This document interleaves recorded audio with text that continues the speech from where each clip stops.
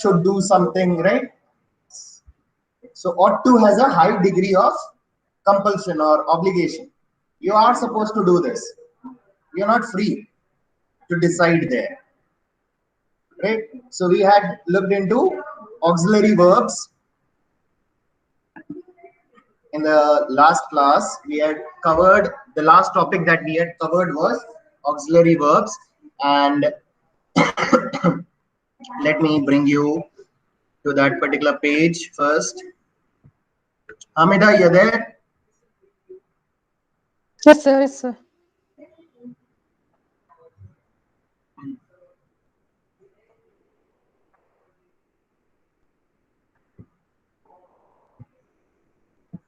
Sir, can you hear me, sir? I'm here only.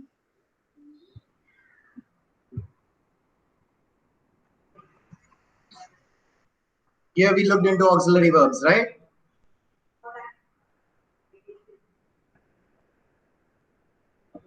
Hello, sir.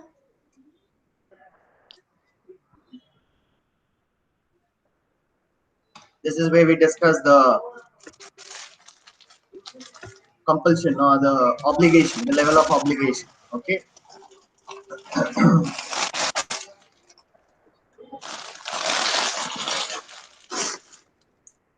Then we also understood passive voice in the last class, right?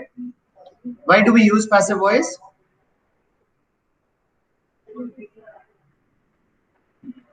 Or I To told you when to emphasize use something. passive voice, right? Where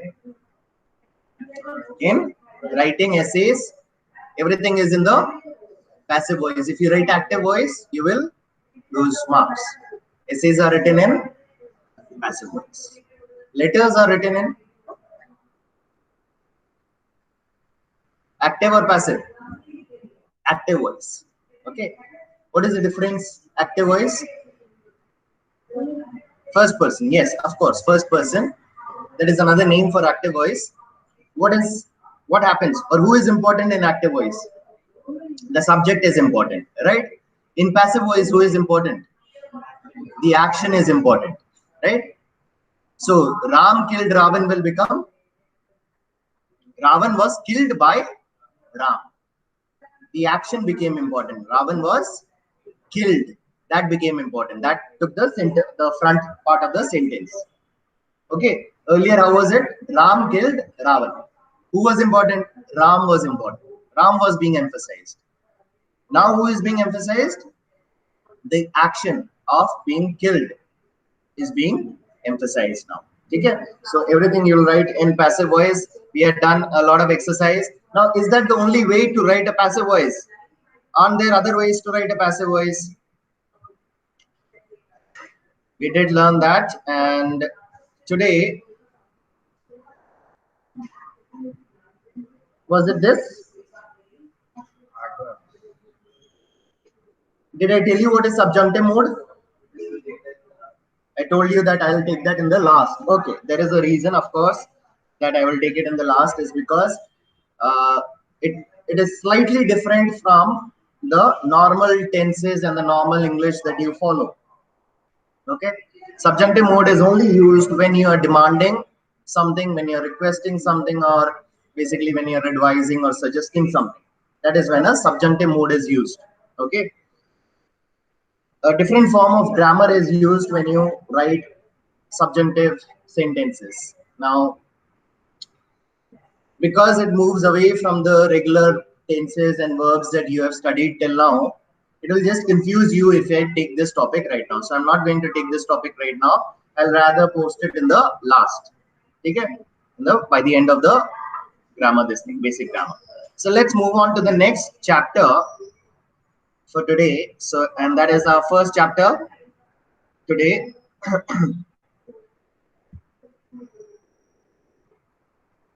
And that will be adverbs.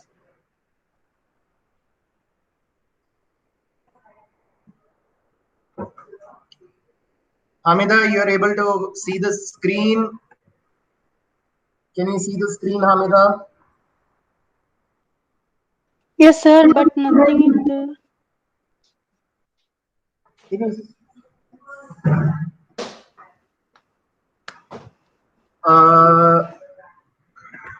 Now you should be able to see it. Yes, Adverb. yes, sir. Yes, yes, sir.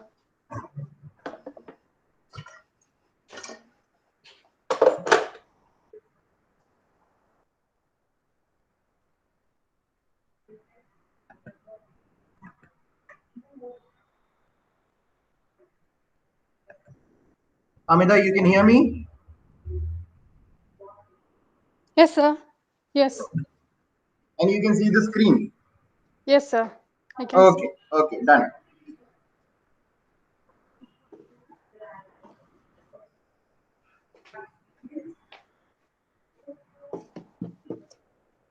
Okay, great.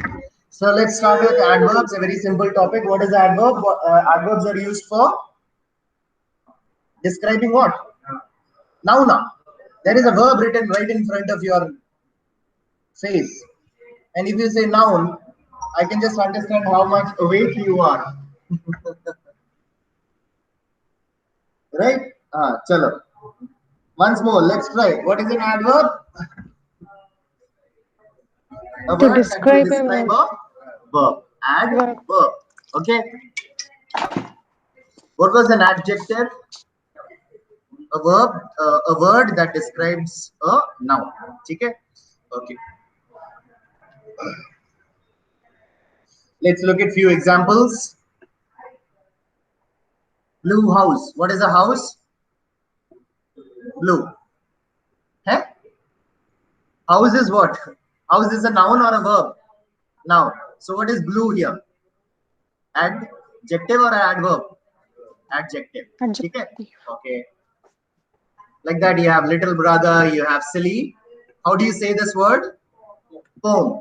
Not poem, poem. Okay. The word is poem. Okay. Now,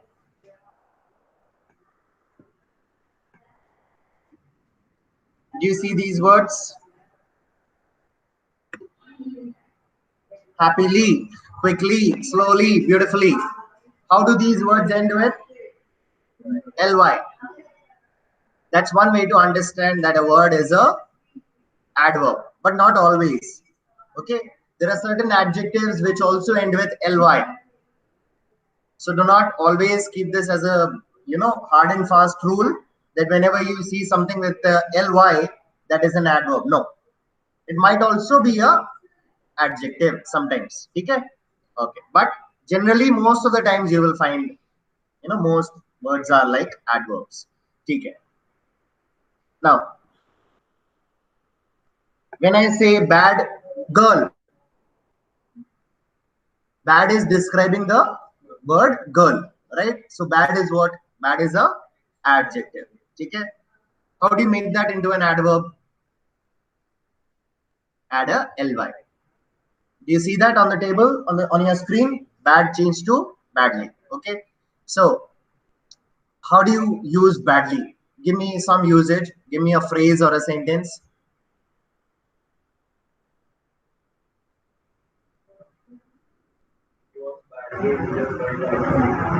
Here, injured is an action. Red, injured, right? Injure is a verb. Ed also is showing you the tense. And who shows you the tense? The verbs show you the tense, right? Do you add ed or all those things with nouns? No, you always add them with verbs, right? So bright became brightly, cold became coldly. All these. What did we do? We added ly to these words, to adjectives, to convert them to adverb. Remember that. That will help you. Okay. Now, can I make good into goodly? What does good become? Few other things. If good becomes, uh, let's say, if I'm saying he plays the piano good, is that right? Or which word should I use? He plays the piano well. Okay. So what changed here? What is the difference here in both these sentences? When I say, let me write this down somewhere so that you guys can follow it.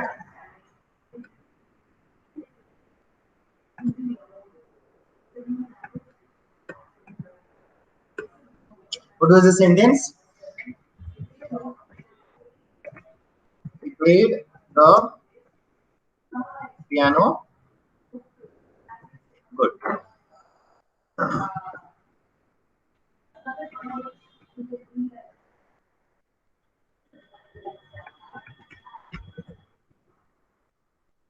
We all know that the second sentence is the correct sentence, right? We all know that, right? Now look at the sentence and try and understand how the words have been used. Piano is what? Noun or a verb? Noun. So you will understand that if a noun is there, what should I put next to a noun? Adverb or adjective? What will come next to a noun?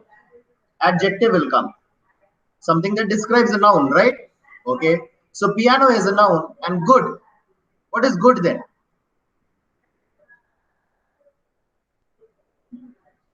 Can I call somebody good? He's a good, she's a good girl. Can I call her that? Yes. Right? So how am I using good? I'm describing a person, right? So I'm using it as a adjective, right? But here, am I talking about the piano? I'm talking about what? A kriya, an action. What did he do? He played the piano. And how did he play? He played well. So what word did I use? What is well here? Is it an adjective or an adverb? Adverb. So good becomes a adjective and well becomes a adverb. Did you see how things changed? Now, that's not the only meaning here. If you want to complicate it, good can also mean kind. He's a good person, right? It can mean that somebody is a kind person, right? So can I not use kindly? He invited me to the event. Where will you put kindly then? Last leader. He kindly invited me to the wedding or to the event. Right? Kind is what? Add.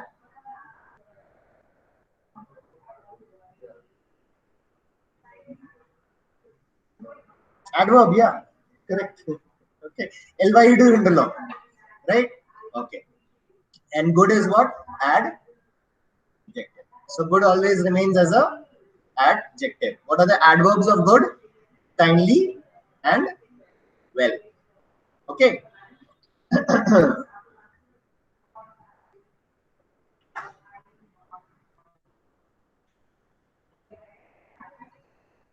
Now look at this sentence. Lee is a fast talker. Fast. The word is being used here as a adjective. Why? Lee is fast with something, right? Who is fast with Lee? Who is fast with something? Lee. Lee is the one who is fast with doing something, right? Okay. So we are describing Lee. So it becomes a adjective. Okay. Now Lee talks fast. What does this become?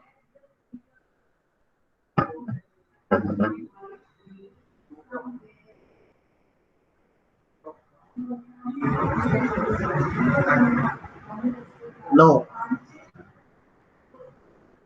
Talk. Where did you see fast? Or fast is describing Lee or fast is describing the action of talk? Okay. That's how you're supposed to see it. Look at it. Okay. Fast is describing the action. So you say Lee talks fast. In this, fast becomes what? Adverb. Okay.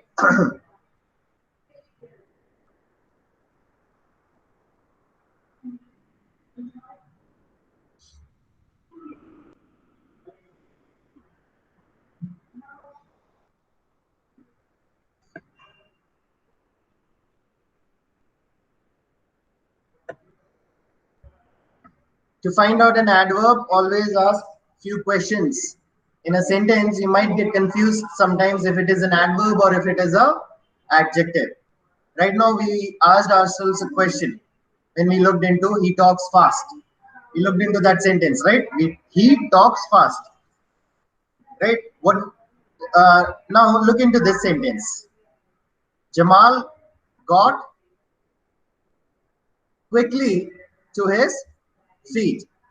Ask yourself this question: how did Jamal get to his feet quickly?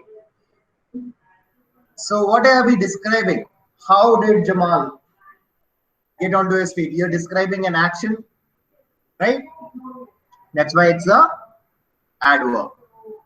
Another link or another understanding that you have is a very lame understanding though, is that the ly. Whenever you see ly, you can understand that there will be an adverb or an adjective there, and you just need to be more precise there. To be precise, what do? You ask yourself this question: how did Jamal get to his feet? Look at the second one. She went home on the bus. Where did she go on the bus? Home. Home is a adverb.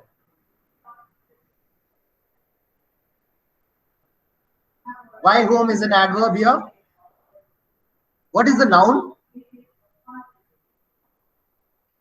Bus. Bus is the object here. Home is acting as what? Direct object or indirect object?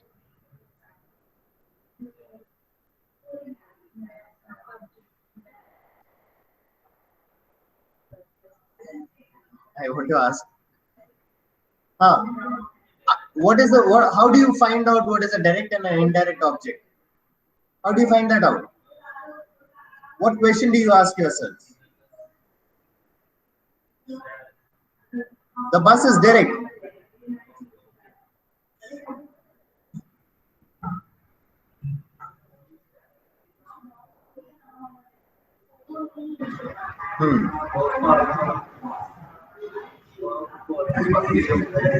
Whom?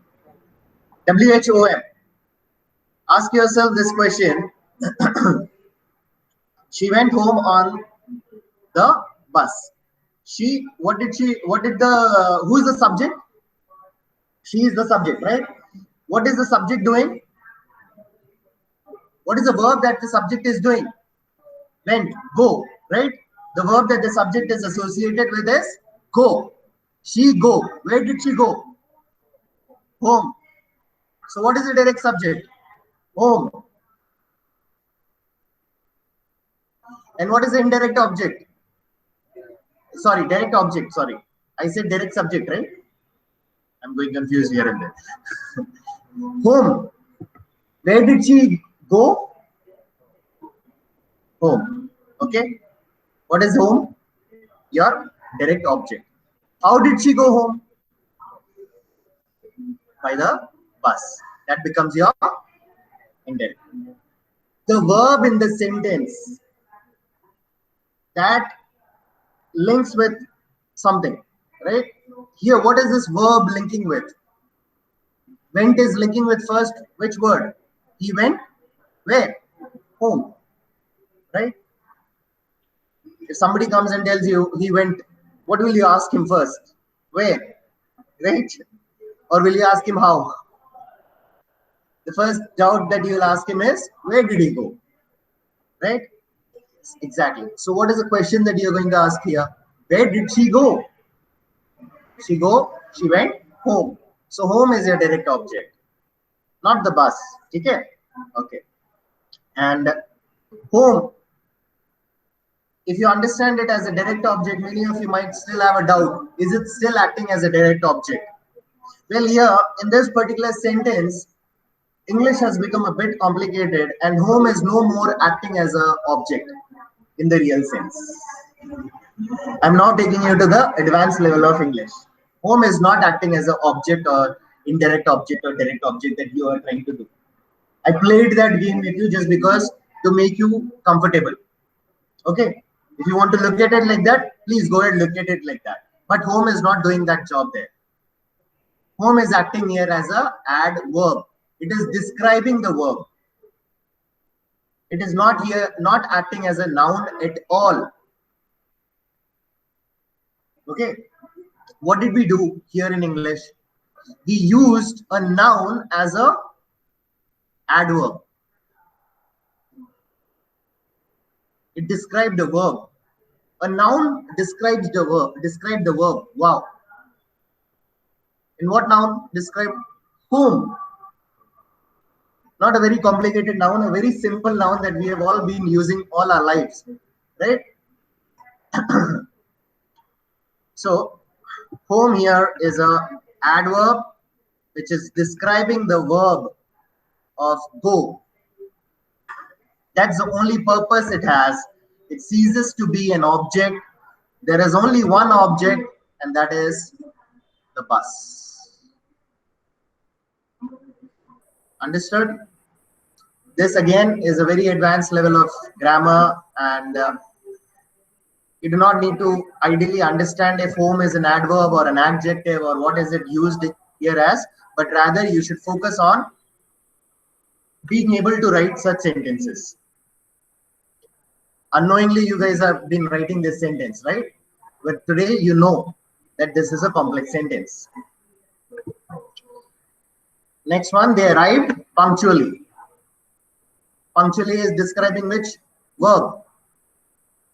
Arrive, right? So it is a adverb. Another link hint that you have is the ly there, right? Okay. Now there are some adverbs of time.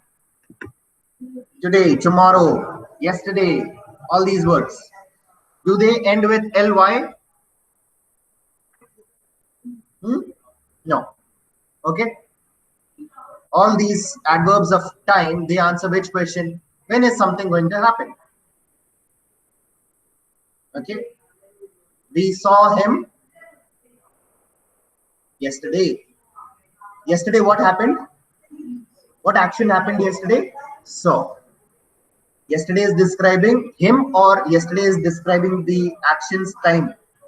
Action's time, when the action happened, right? So yesterday is what? An adverb. Okay? Not an adjective just because it came after him. No. It came just after him, right? So some of you might have thought, could it be an adjective? No. How is yesterday describing him? Is there any description there? No. Okay. Yesterday is describing when the action happened. So whenever you're talking about time, you will be relating to do what? To the verb. Right? You're trying to explain when the verb happened. That's why you put this time, this tomorrow, today, all those things. I got married 10 years back. Right? So when are you putting time? To make somebody understand when the action actually happened. So wouldn't these all be adverbs? Very simple logic there. Okay. Okay. Now, certain adverbs give you a degree or the effect of something or some action. Look at these words. Quite, rather, very, somewhat, too. Somewhat, slowly. What do you mean by this, somewhat, slowly? Somewhat is being used here as a adverb, which is describing what? Slowly. Slowly is what? He ran. Let me complete the sentence for you. He ran somewhat slowly. Okay?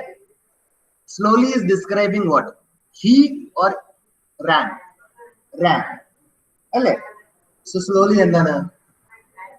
Adverb ana. Somewhat endana.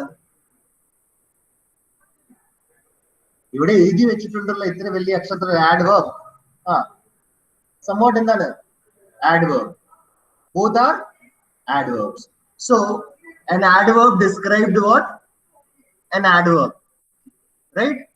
Something like a king cobra. It can eat itself, right? A king cobra can eat another king cobra. So adverb is this king cobra here. Okay.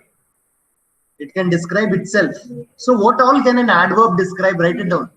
An adverb can describe a noun, an adjective, and an adverb.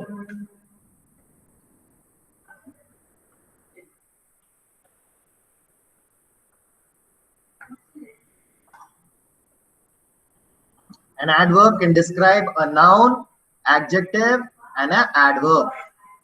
Okay. So all these sentences and all these phrases that you see, and they all the same? Adverb, adverb, right?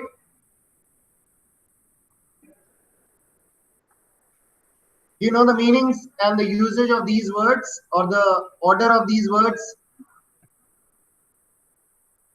Somewhat slowly. The slowness is not that big, that great, but it is evident. It can be seen that it is slow, somewhat slowly. Rather slowly, the slowness is now being made the focus of the conversation. We are focusing on slowness. Okay. But is it extreme? It is not extreme. But I want you to look at the slowness. Quite slow. Anyone can see that it is slow now. Very slow. What do you think of a goods train, right? When you think of very slow, a goods train. Too slow. What do you think of a snail, probably? Right? What would you say quite slowly? Give me a associative noun with quite slowly. Give me a sentence. Something that runs quite slowly. Not very slowly. What goes very slowly?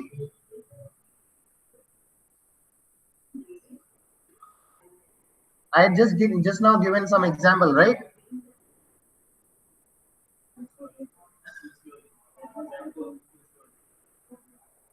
Louder. Too slowly. Which one was that? Snail. And very slowly was? Okay. So you guys tell me. If too slowly is a snail, what is very slowly? Give me an animal. Tortoise. Right? A tortoise walks very slowly.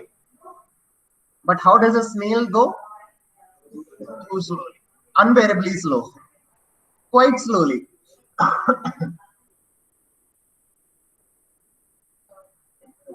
Earthworm.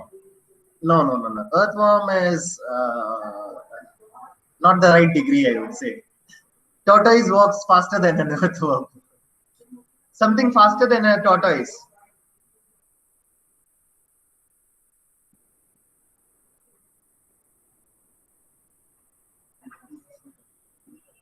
Animal world. Something faster than a tortoise. Wake up. Penguin. Very good. Penguin. Yeah. Penguins walk quite slowly. Okay. Now give me something rather slowly. A pony or a donkey. Right? So what is somewhat slowly? It is slow, but not so evident as such. Animal kingdom. Somewhat slowly. I think I took a very big leap when I said a pony. Okay, who's faster than a pony? Any animal you guys can think of? Faster than a pony?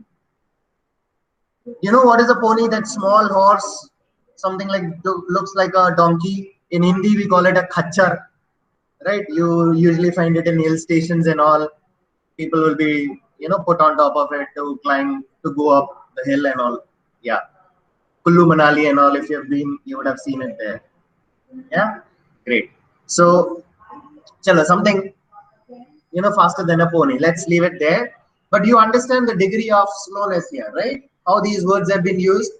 If you want to note it down, please note it down like this: somewhat slowly, rather slowly, quite slowly, very, very slowly, too slowly. The only adverb that I see Indians using is very. Do you guys use somewhat? No, I don't see you guys use somewhat. Do you guys use rather? No, I don't see you guys use rather. Do you guys use quite? No, I don't see Southeast Asians using any of these words. Why? You're all stuck with the word very. Everything is very slowly. Why? Because we come from a third world country.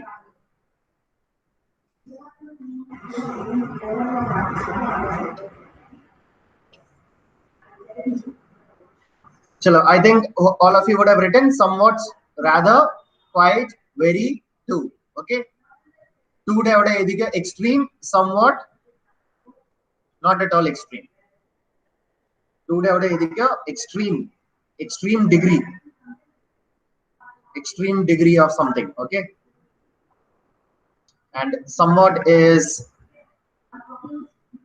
the least degree of something.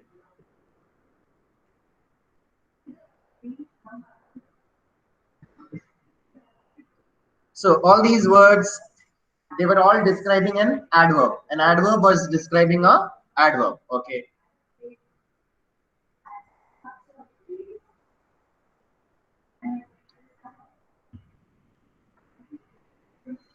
Now look at the sentences here. You can see 3 sentences, right?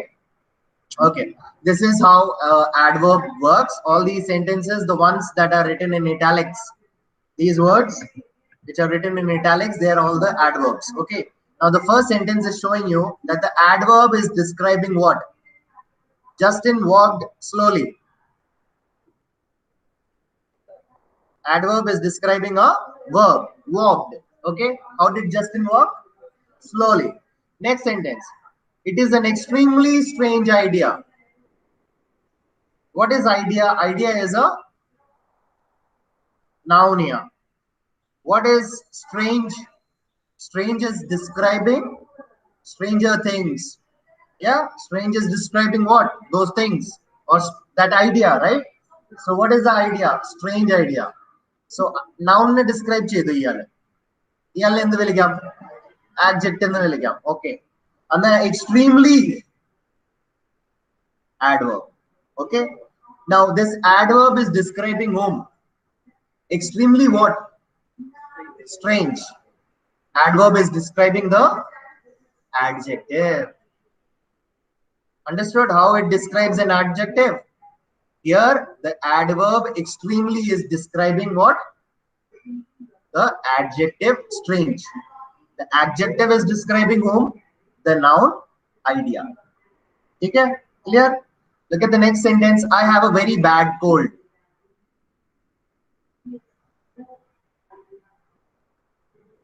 Cold is what? Noun. Bad is what? Adjective. Very is what? Adverb. Okay. How will you guys say it now? Let's pause here for a moment because we all say it like this. I have a very bad cold, right? Can you use these other degrees? That is quite, rather, somewhat, instead of very.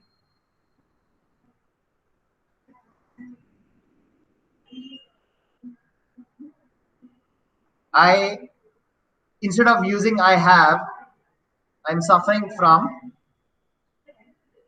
a rather bad cold. Can't we write like that?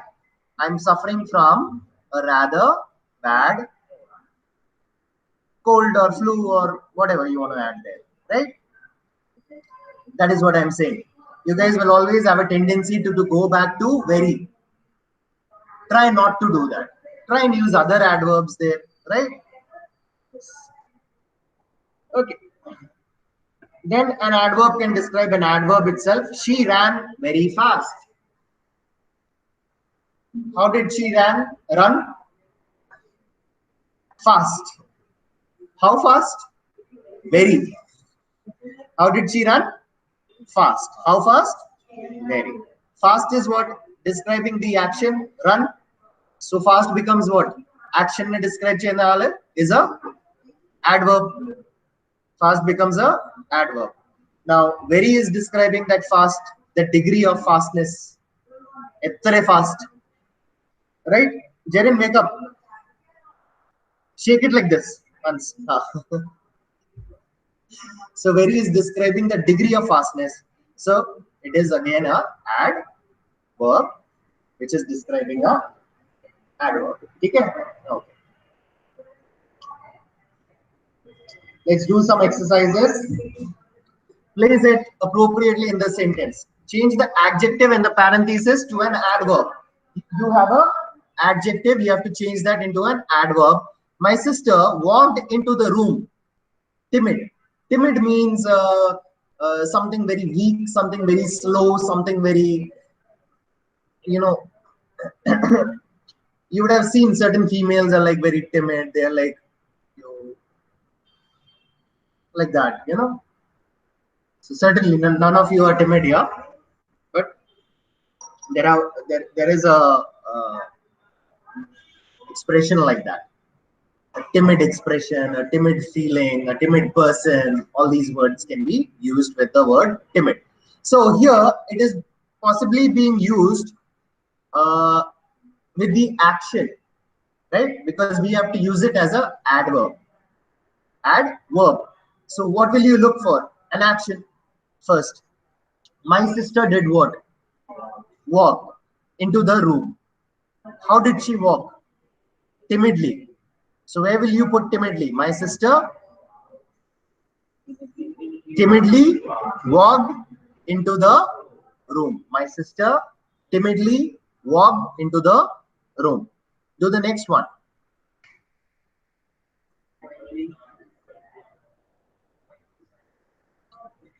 We quietly sat down next to the bed. Okay.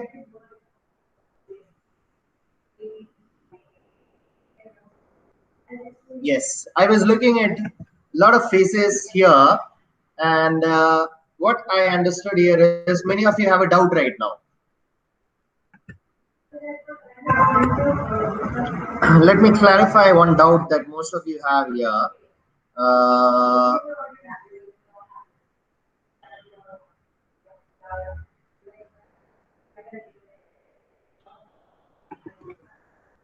All of you are aware that we have something called as a library.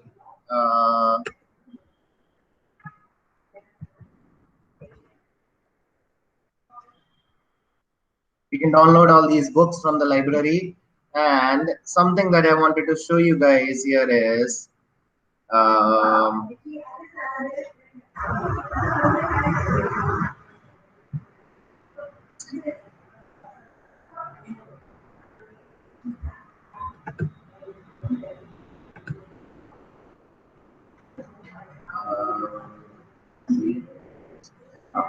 rules of academic literacy.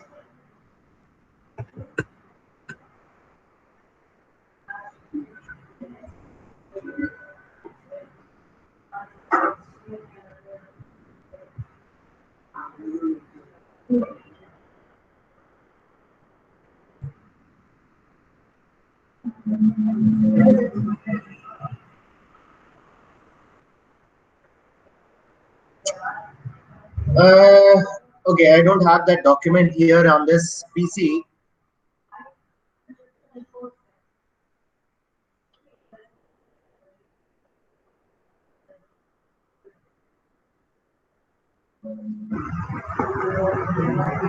So I'll show you some.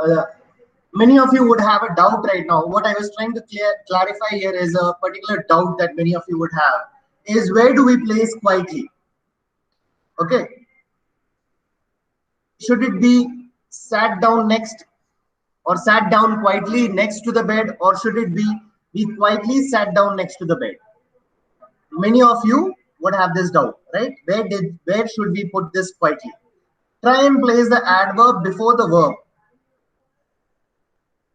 Okay, We quietly sat down next to the bed. Okay. Now, of course, when I start taking writing, I will explain this rule. I will get down deeper into it. Right now, I do not have that particular resource with me. So I wanted to show you something, but we'll do that later. Chalo, do the next one. Harvey.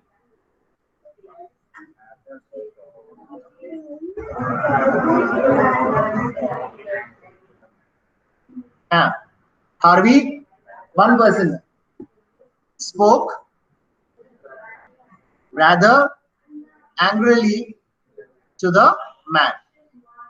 Would it be Harvey rather spoke angrily to the man? Or would it be Harvey spoke rather angrily to the man? First one, I put rather before spoke. In the second one, I put rather between spoke and angrily. Which one? First one or the second one? First one. We did that in the previous one, right?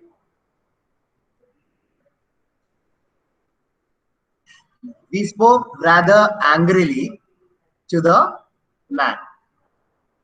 Rather is describing what? Spoke or the degree of angry. So where will it come? Before the degree of angry? Understood? Rather is describing what? Spoke, speaking. Is it describing the action, speaking? Can it describe it? What will it mean? Rather speak or rather spoke? Does not make sense, right? Here, what is the word which is describing the speaking? Angrily is describing speaking, right? Now, what is describing angrily? This word rather. So rather will come before what? Angrily. To understand this, there is a rule in English grammar that is called adverbs are always placed within the verb group. Now, do you know what is a verb group? The spoke angrily is the verb group here. It's called as a verb group. They are together acting as a group of verbs. Spoke is a verb. Angrily is describing that spoke, right?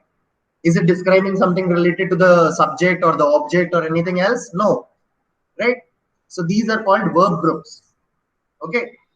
So adverbs come in between the verb group. Verb and another element. Adverb. That's why adverb rather will come here. He spoke rather angrily to the man. Okay. Okay.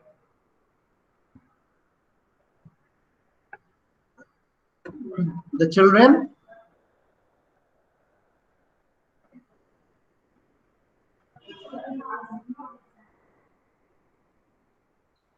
use it as an adjective. The noisy children entered the classroom. The children, adverb anengla. The children noisily entered the classroom.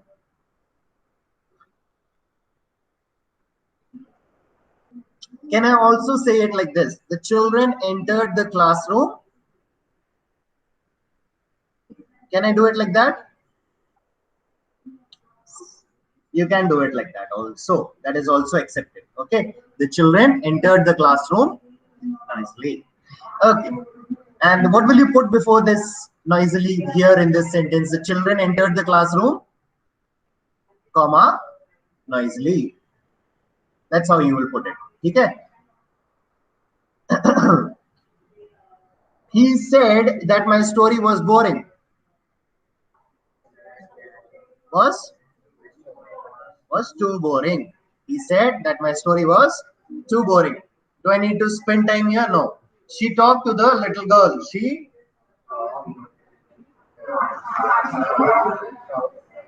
She harshly talked to the little girl.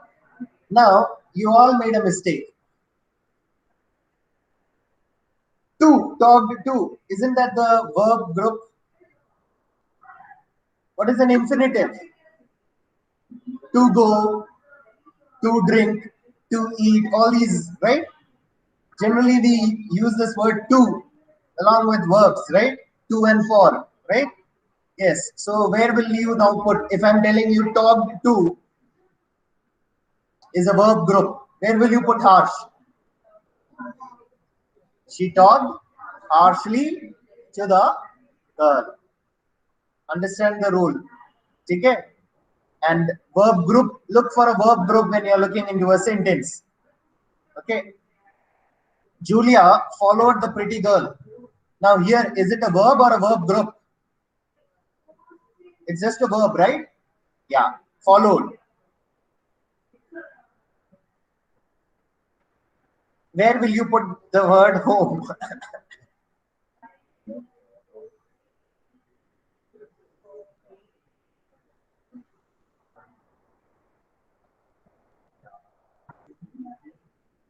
Julia followed the pretty girl. Where?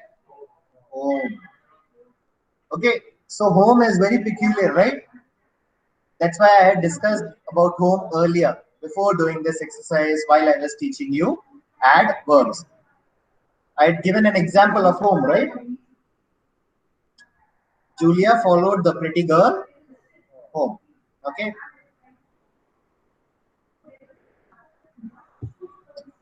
My uncle is a my cousin.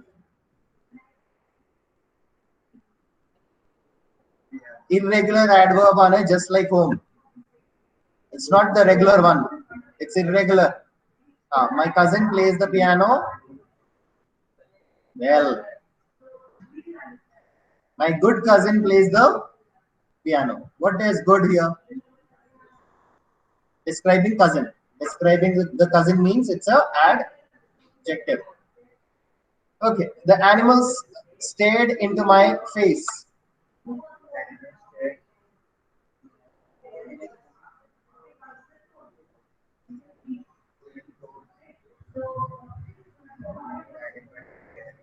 The animal stared cold.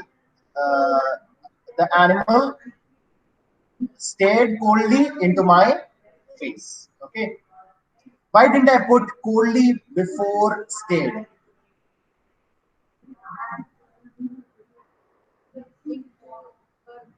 Into stared or into के बीच में. To has been identified here as that infinitive.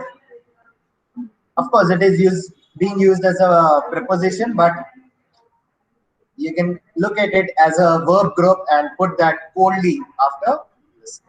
Okay, good.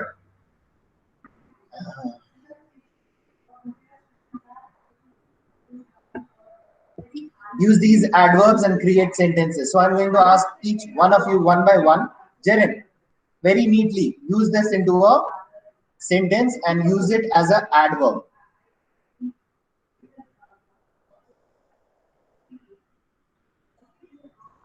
Others can also participate, can also help. Otherwise, it will become very long. It will take a lot of time.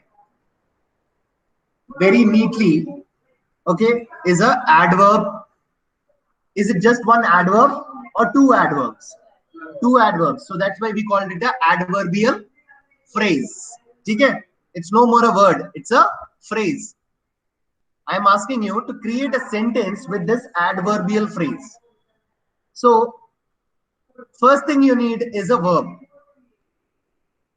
Adverb in the chain hai. Verb ne describe chain hai. So verb wende first. So think of a verb, all of you. Washing. Okay, wash. We will take the verb wash. Now take a subject. She. Okay. Okay. Now create a sentence. She washed the car very neatly. That's all. Right? What was so difficult in this? How did we start? We started with identifying a verb. We put a verb first. Okay?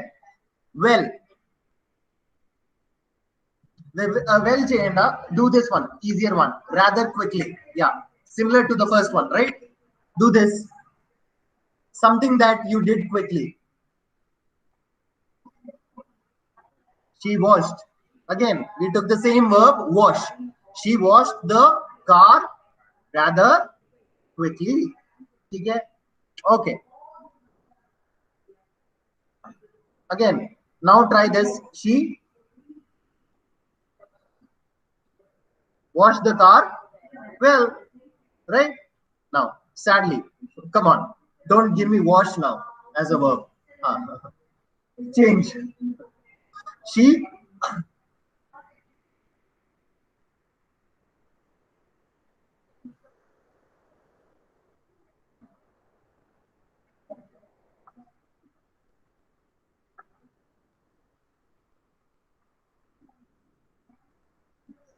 it's a very weak word, sadly.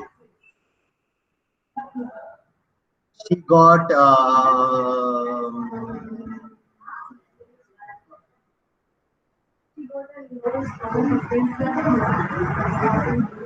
sad, which made her sad. she uh, she got married sadly. She sadly she got married. Like that also we can say. Here you have to put a comma after the word sadly. Sadly, comma, she got married. Okay, you're emphasizing on the whole action of she getting married. Okay, sadly is describing the whole of it. That's why you put a comma there. Sadly, what happened? She got married. That's how it is. Okay, so like that you can use and with a verb.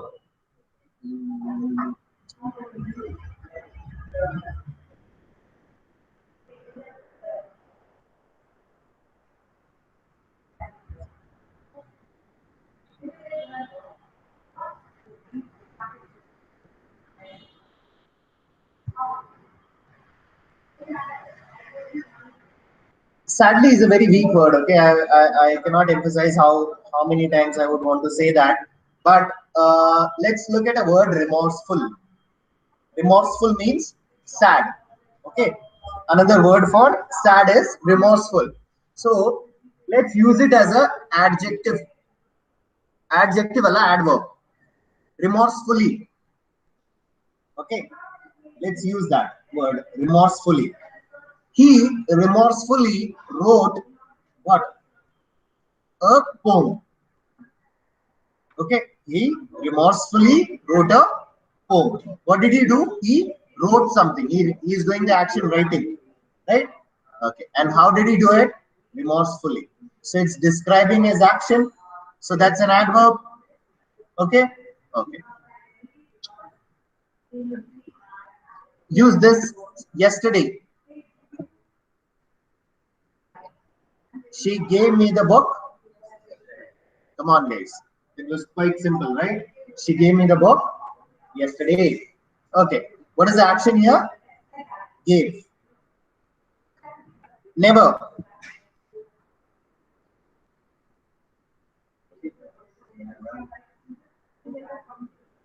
She never comes to the for the class. She never comes for the class. Okay. Lot of you have a doubt. Where do we use to and where do we use for? Right? Would it be she comes? She never comes for the class, or would it be she never comes to the class? Slight deviation from the chapter. Tell me, how will you say it? She never comes to the class, or will you say she never comes for the class? Which one is correct? Or both are correct? If both are correct, what is the meaning of both?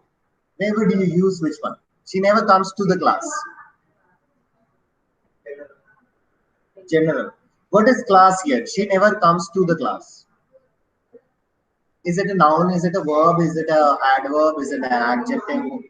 Is it an interjection, conjunction? What is it? Preposition. What the hell is it? She never comes to the class. It's a noun. She never comes for the class. Is it a noun now?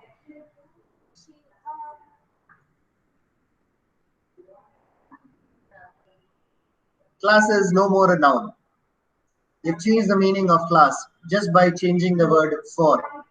Class is now a verb. You're describing the class as an action of teaching and all of that. This is a class, right? I can call it as a noun and I can also call it as a verb. That is the flexibility of the word class. There are many words like this, not just class. There are many such words, right? A lecture can be a noun. A lecture can also be an action. So you can come to the lecture and you can come for the lecture. When you're coming for the lecture, you're coming for the action of learning. So if your intention is to emphasize on that learning, what will you say? She never comes for the class. She's not interested in learning also is somewhere hidden in your verbatim, in what you're saying. Okay? She never comes to the class. How are you speaking? You're speaking somewhere like Geetu. Is Geetu concerned about your learning? No. Geetu is only concerned about the administrative part of it. Did the child attend the class? Yes or no? Right? So how will Geetu say it? At her level, how will she say it? She never comes to the class. For Geetu, the class is a noun. Okay. For you guys or your friends, what is this class? This is an action where you learn something. So how will you guys say it? If you're describing your friend, they never come for the class. What are you trying to say? They never come to learn anything. ആക്കി പറയുന്നതാണ് ഇതൊക്കെ പഠിച്ചെടുക്ക് ഇംഗ്ലീഷിൽ അവിടെ ആക്കണ്ടേ ആൾക്കാരെ.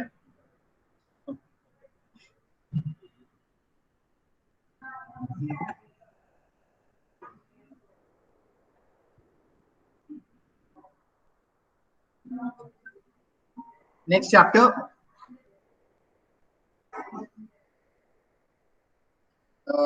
There were a few more. We'll do these three also. Quite strongly. Put this in a sentence. Some action. Think of an action. Ruben. Quite strongly. Think of an action which is quite strongly. Wow. Believed. Okay.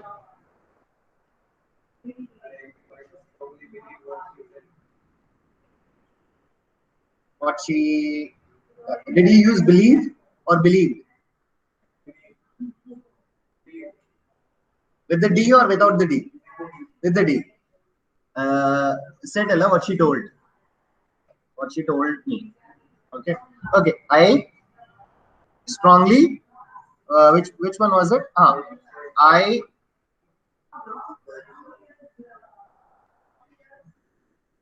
Where will you put quite strongly?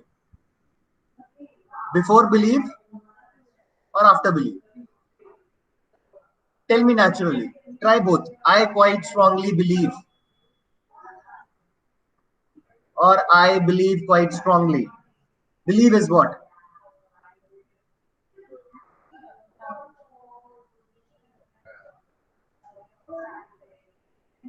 Your verb, right? You're doing something. You're believing in something, right? Some action, some verb, right? So who is describing this verb? How is your belief? Is it strong or weak? Strong. So where should strong come? Before the word believe. I strongly believe na le parayane, right? Or believe strongly na parayane. Okay, believe strongly you will say when you want somebody to do that, right? But when you do something, how will you say it? I strongly believe. Yes. So how will you say I quite strongly believe in the Roman Catholic Church? Okay. Next, too carelessly.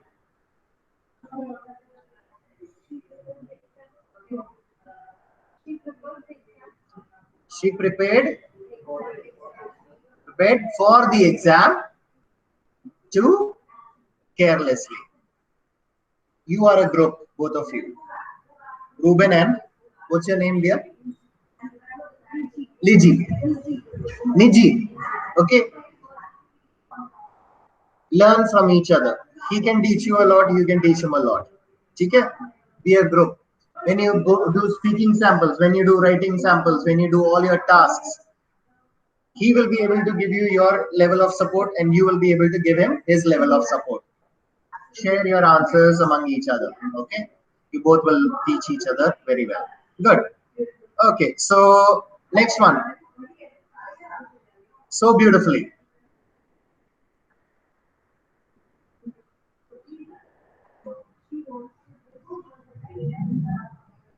She wants to dress so beautifully.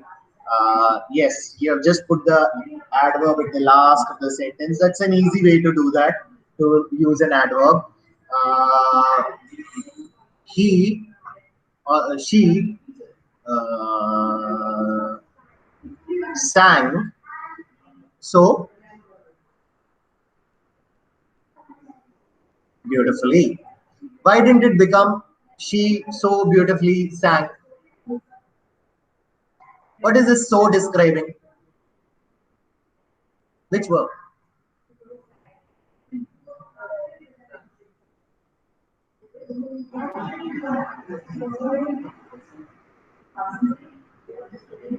It's written there. And beautifully. So beautifully. It is describing beautifully. Now, what is describing? Beautifully is describing what? Sang. Right? Now, can you tell me she so beautifully sang? Do recorded class. There's no point sitting in this classroom, right? Half of it is half Allah. It's just 10-15 minutes left. On a recording, okay? So can I say she so beautifully sang? No, that will be very unnatural. Okay, so how will you say it? She sang so beautifully. Okay, that's a natural collocation of the usage. Did I teach you what is collocation? No.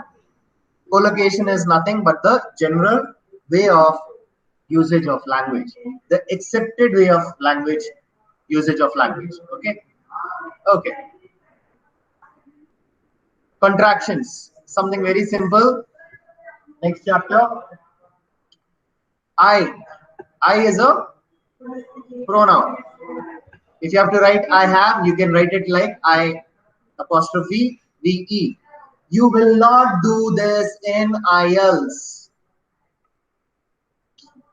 Will you use contractions in IELTS? You will not do it in IELTS. Neither will you do it when you are writing something formal. If you're writing a covering letter for a job application or for a university, if you're writing a statement of purpose for a university to get into a foreign university, please do not use contractions.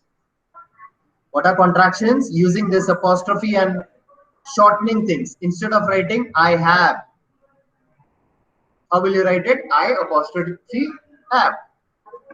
This is a very common contraction that most of you have come across. I am, right? Please do not use this whenever you are writing something in an academic writing structure or in a formal writing structure. Do not use contractions. Okay?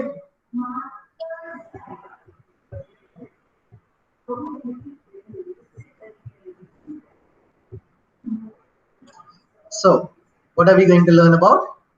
Plurals. It's very simple. Dog becomes dogs, right? There is a singular form, there is a plural form, there is nothing much to be learned here. Building becomes buildings. Okay? Now, whenever a word ends with these words, whenever a word ends with an S or a double S or a Z or an X or a CH or a SH, what will you add? You will add ES to it. So boss ends with double S. What will it become? Bosses. Box. What will you add? Es. Which? How did it end? Ch. Right? Which is dish. Leaf. F changes to a VES. Okay. Y changes to a IES. Okay. F changes to a VES. Okay. Subtle nuances of language, right? Very small things. Many of us know it. Many of us goof up when things become complicated. Don't goof up. That's the point of this lesson. Okay. Okay. Then there are certain words which end with O. Okay. Now this such words are problematic. Look at the table here. When you say auto and you have to make it into a plural, you just add the word s, autos, right? But when you have a potato, it also ends with the word o. How did you make it into a plural? You added a es. So what is changing? Can you form a rule here? No. This you have to be familiar with. Many such words are there. Okay. You have to be familiar with it. Not just these words, many such words are there. That's why I asked you to read. Right? You have to be familiar with the language. Okay.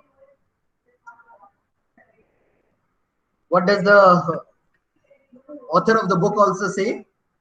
Consult a dictionary to know precisely which plural endings to use with the word that end with O, the consonant O.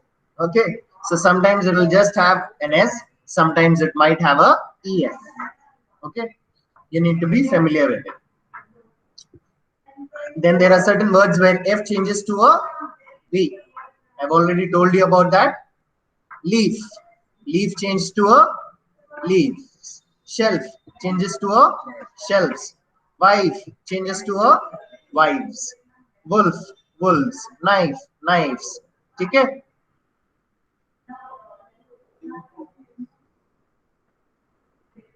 Then there are some irregular forms of plural. Child becomes children. Mouse becomes mice. Many such irregular forms are there of singular and plural. You all should be aware of it. Okay? Not just these, but many more are there of irregular forms. You guys should be aware of it. Nobody can teach you these, one by one. There'll be a waste of your time and my time, but rather go through it and try and figure them out on your own. Do some research on your own and figure it out on your own. Okay, Jaren? House. House will become houses. Wife will become wives. Ox will become oxes. Oxen. Ian. Yeah? What is an ox? Ox in the plural form, ano? Oxen. Ano? എവിടെ കണ്ടു കണ്ടായിരുന്നോ oxes അല്ല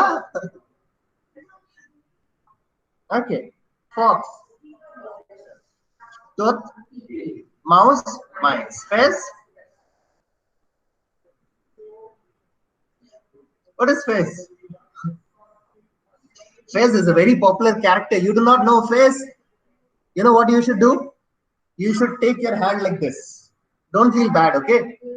This is something that I tell my tuition students who come for this NEET and JEE preparation. Okay, there are students who come in the afternoon for NEET and JEE preparation. I teach them maths and physics. I tell them this when they do not understand physics concepts, simple concepts. Okay, take your hand like this. Ranjan would have heard of it, right? You have, right? You start spitting on your hand. Two. Fill it up. Okay. Put your nose inside it and dive.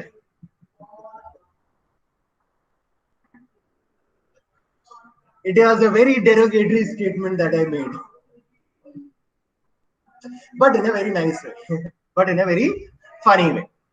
Okay, don't say this to anyone. Very derogatory statement. In Hindi, it is said, "Chillu bar pani mein डूब जा."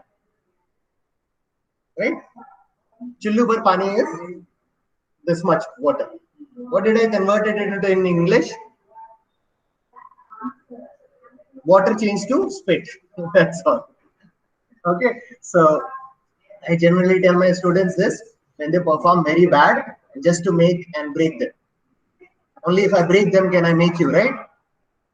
So I have to first break your ego. So that's why I do this. Chalo. Fez is a very popular character. Fez is a character which comes up in a lot of TV serials across the Western Hemisphere. There was a very popular TV series that is called Happy Days. Very old. Happy Days, Dayz. There was this character called Fez. Then Fez was also there in this That 70s show. Anyone has seen that 70s show? Come on, guys, expose yourself. Chalo. It was there in That 70s show. Okay, that was a character there. Big Bang Theory.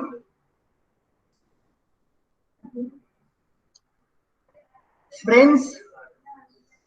How many of you here have seen Friends? The series Friends. Raise your hands high above. High. High. The rest of you can do what? Come on, guys. To learn English, you have to be exposed to such things. Watch such things. Rather than watching Big Boss in Malayalam, spend some time watching this. What happened in Big Boss yesterday in Malayalam? You guys didn't see? I watched. With my father, I sat and I watched. Why did I watch? Because I'm trying to learn your culture. I'm trying to learn to become a Malayali. So I want to learn how, if five of you are put in one room, how will you eat each other's head? Okay, so like that, you guys should show interest towards the Western culture and try to learn or spend some time of your day in learning Western culture. Okay, person, plural form, people, candy, candies, veto, vetoes, OS or OES, ES. Deer will remain as deer. Factory, factories, IES. Leaf, leaves. University, universities. Jury, juries. The boy is chasing the little mouse. Make each noun into plural. Not just the boy. The boys are chasing the little mice. Unknowingly, you changed is into are, right? So just making you familiar. His brother is putting the pot in the box. His brothers are putting the pots in the boxes. Does the teacher know the man? Do the teachers know the men? The hero of the story was a child. Of the story, the heroes of the stories were children. Were children. Why did it a child? A child, a is used to denote one child, right? So that is removed. Of course, has to be removed, right? So was will turn into plural form. Were children.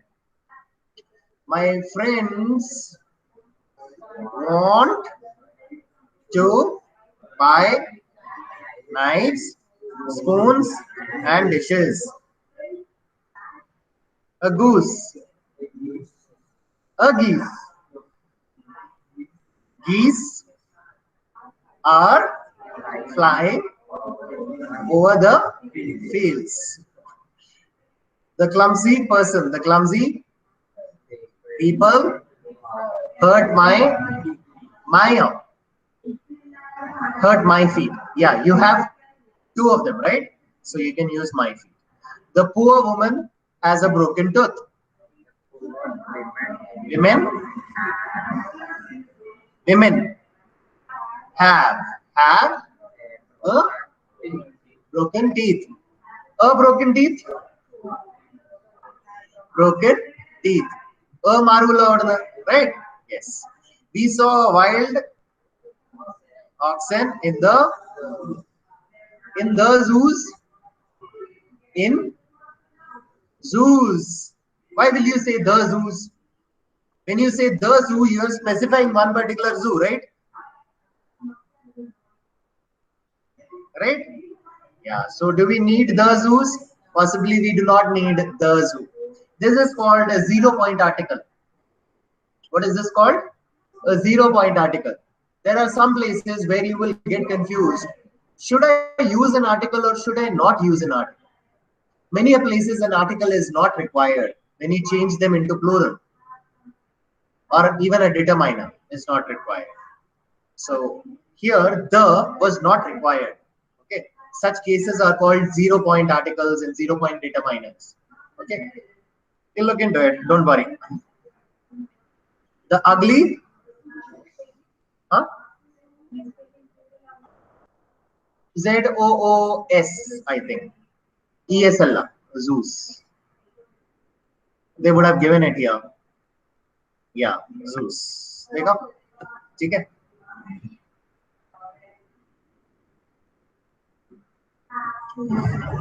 The ugly, which is wanted. The Vano and wanted trained wolves. Understood? 0 point article where you are removing these articles. You do not need them. Unnecessarily, they are adding unnecessary words. We will take this tomorrow. Okay, it's 1:30. We will take this tomorrow. So today, what did we learn? We covered adverbs and plurals. Okay, I will put this video on the website by evening. People who have not done those verbs and these other classes related to verbs and tenses, please go through them as and when you get free time. And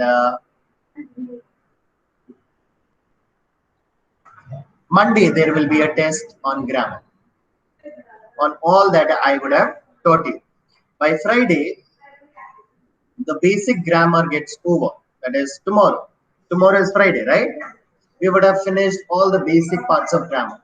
We would have finished punctuation.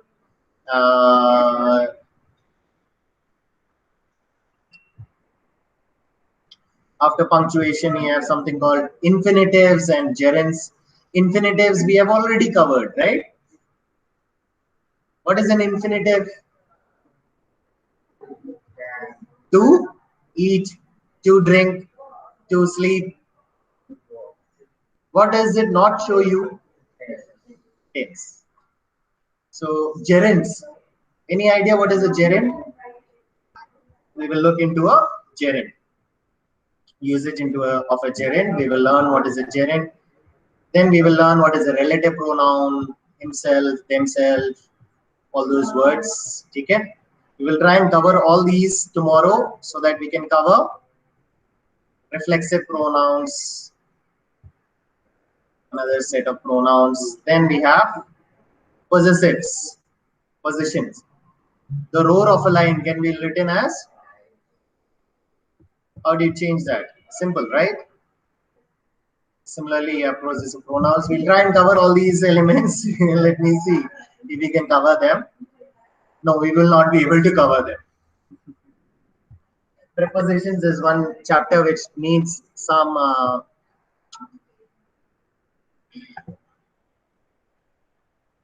good level of good amount of time, I would say.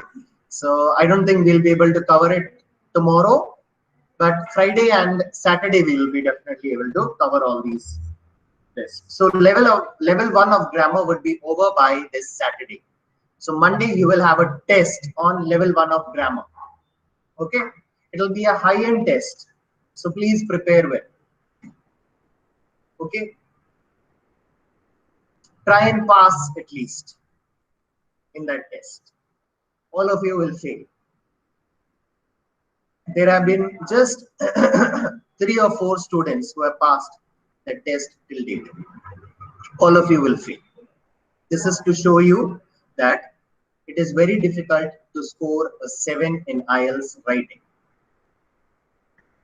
And that is the level of preparation that is required. So please watch these videos on a Sunday and learn from it.